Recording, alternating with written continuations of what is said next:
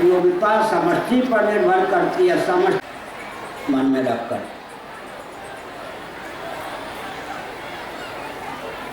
पर्जन्य दंड संभव यज्ञ भवति पर्जन्य। थोड़ा विचार कीजिए, हम जो प्राणी हैं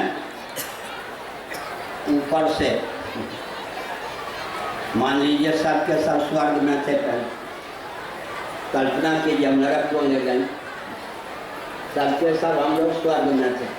क्षीणे पूर्णिय मर्त्य लोकम विशंति, पूर्णि की जितनी पूंजी लेकर स्वर्ग में गए थे वो पूंजी जब समाप्त प्राय हो गई,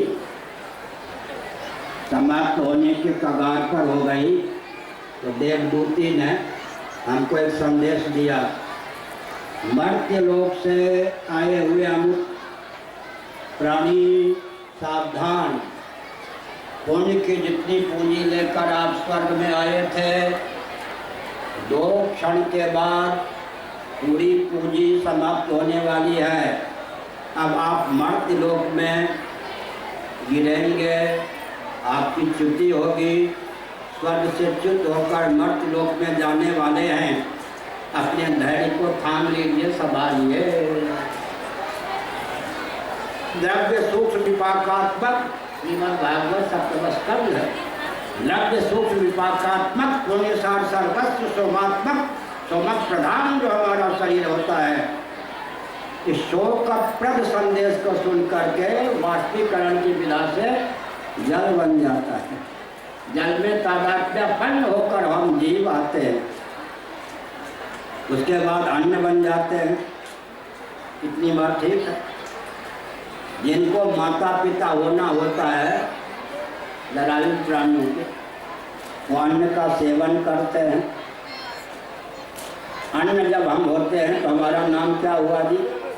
उद्भिज्ज प्राणी। अन्न से एकीभूत तादात्म्यपन्न जब हम होते हैं तो हमारा नाम क्या होता है? उद्भिज्ज प्राणी। माता पिता के पेट में जाकर हम क्या हो जाते हैं? स्वेदज। स्वेद माने लक्षण, रजवीर। स्वेदज, स्वेदज प्राणी स्वेद में तादात्म्यपन्न हो जाते हैं। विकासवाद का यह स्वरूप है। डार्विन जी अगर होते हैं, सुनते हैं बहुत प्रमाणित होते हैं। विकासवाद का यह स्वरूप, पहले हम उद्भिज्ज प्राणी होते हैं, अन्न में तादात्म्यपन्न हुए, माता पिता के उदर में आकर हम स्वेदज प्राणी हो गए, रजवीर में तादात्म्यपत्ति हमारी हो गई। माँ के गर्भ में आकर हम अंडज प्राणी हो गए, अंडा के रूप में। आजकल का विज्ञान भी मानता अंडा, और माँ के गर्भ से निकले तो जेर सहित जरायुज प्राणी हो गए। विकास हुआ या नहीं? क्रमिक विकास। ये जो हमारा शरीर है अभी जरायुज प्राणी हम हैं। इसका पूर्व रूप अंडज, शरीर का पूर्व रूप अंडा, अंडा का पूर्व रूप स्वेद माने रजवीर द्रव, उसका पूर्व रूप अन्न। तो ये मनुष्य शरीर विकास की अवधि है या नहीं? क्या क्या हुआ जी?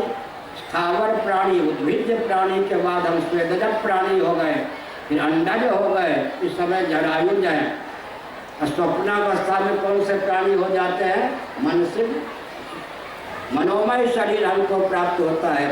स्वप्नावस्था में एक शरीर आपको हमको प्राप्त हुआ। स्वप्नावस्था के आतंकवादी उग्रवादी ने बाहर का नहीं, पाकिस्तान और चीन की ओर का नहीं, स्वप्नावस्था किसी उग्रवादी ने स्वप्नावस्था के हमारे शरीर में ठन कर दिया। रक्त की धारा प्लावित होती हुई दिखाई पड़ेगी, लेकिन स्वप्नावस्था का शरीर सप्त धातुमय होता है क्या? सप्त धातु प्रतीति होती है सर तदा तद्भाव भाविता।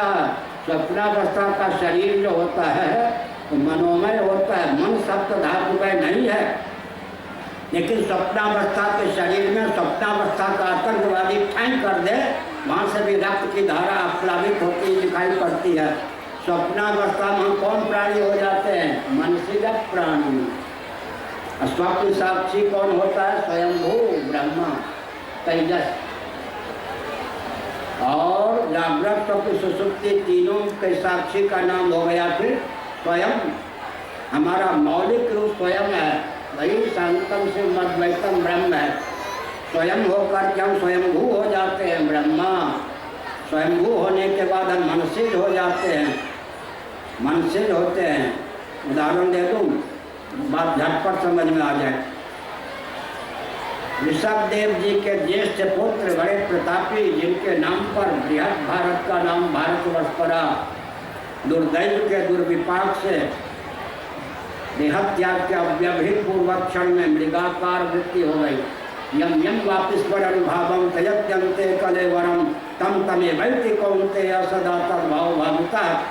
मृगाकार वृत्ति ने मृग दंपति के द्वार से उनको मृग बना दिया। कहाँ इतने प्रतापी कि उनके नाम पर भारतवर्ष नाम पड़ा, कहाँ वो मृग हो गए।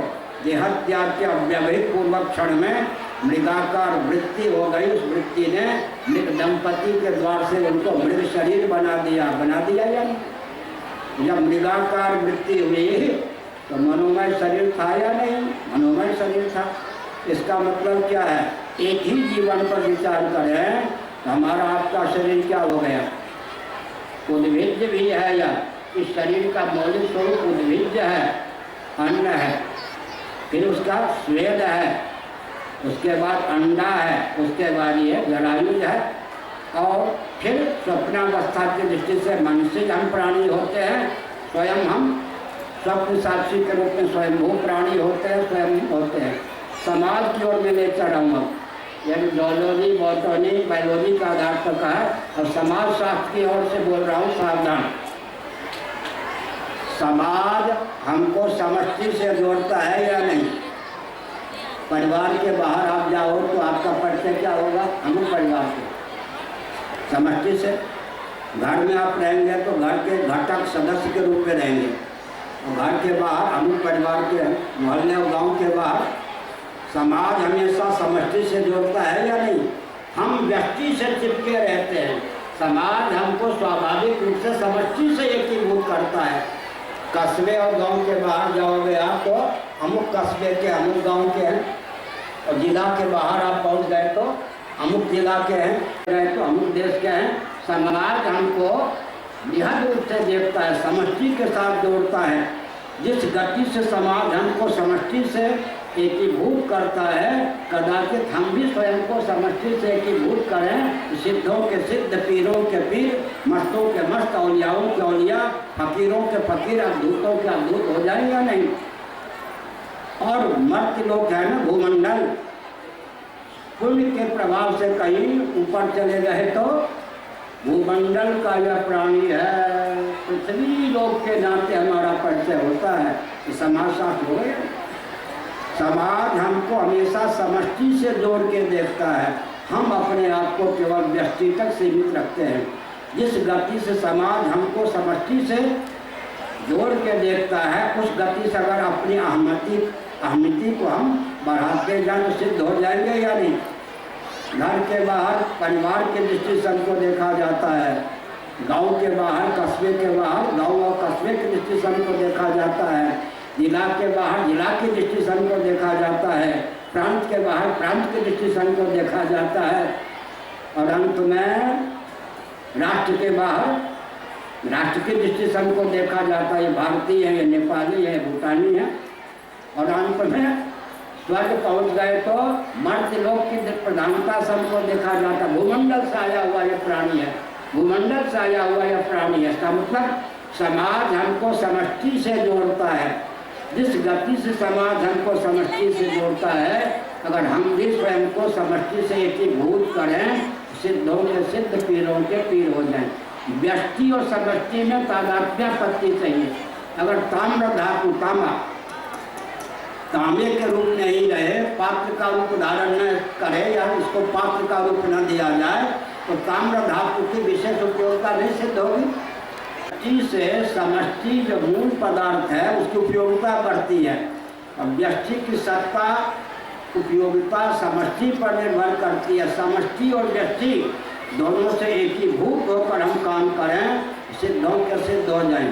आज के प्रवचन का सारांश मैं एक वाक्य में कहता हूँ, सावधान।